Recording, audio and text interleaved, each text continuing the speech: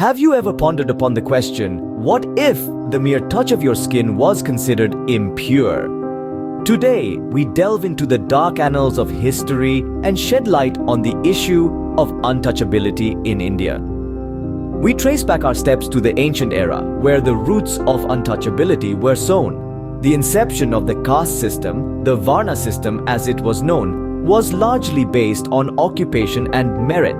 However, over the centuries, it morphed into a hereditary system, creating an immutable social hierarchy.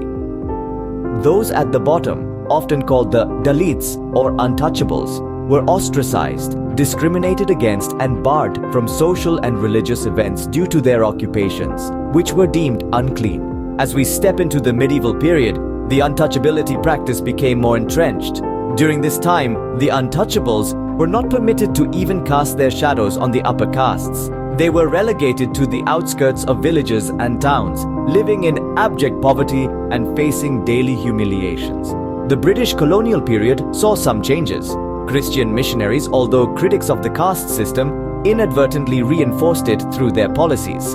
Yet, it was during this era that the first seeds of social reform were planted.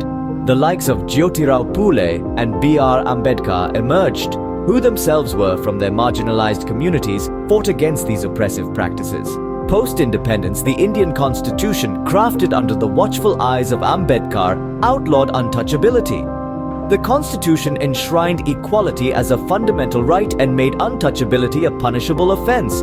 However, the practice did not vanish overnight. It was, and still is, deeply ingrained in the societal mindset. In the present day, despite legal provisions and social reform movements, untouchability persists in various forms, particularly in rural areas. Discrimination based on caste still exists in employment, education, and access to public services. To summarize, untouchability in India has a long and complex history.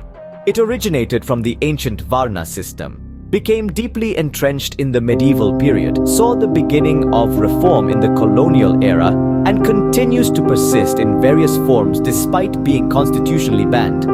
As we close this discussion, let it be a reminder that change begins with awareness. Understanding the history of untouchability and its pervasive effects on society is the first step towards eradicating this social evil. The path to progress is steep and winding, but with collective effort and unwavering resolve, a casteless society can become a reality. This is not just a fight for the untouchables, but a fight for humanity.